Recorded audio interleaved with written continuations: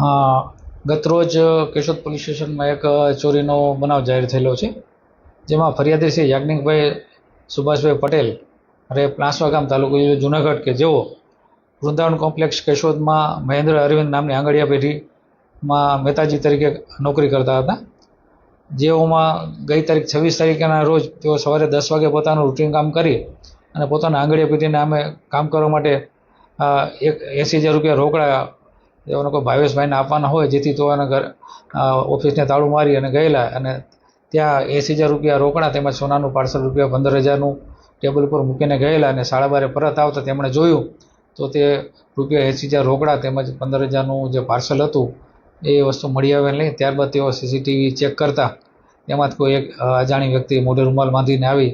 અને તે વસ્તુ લઈ ગયેલ હોવાનું જણાવતા અને તેઓએ કેશોદ પોલીસ સ્ટેશન આવી ફરિયાદ જાહેર કરતા કેશોદ પોલીસ સ્ટેશને ગુનો દાખલ કરી અને આગળની તપાસ હાથ ધરેલી છે. ગુજરાતભરના તાજા સમાચાર મેળવવા માટે અમારી ગુજરાત નેશનલ ટીવી ન્યૂઝને સબસ્ક્રાઇબ કરો, બેલ આઇકોન પર ક્લિક કરો.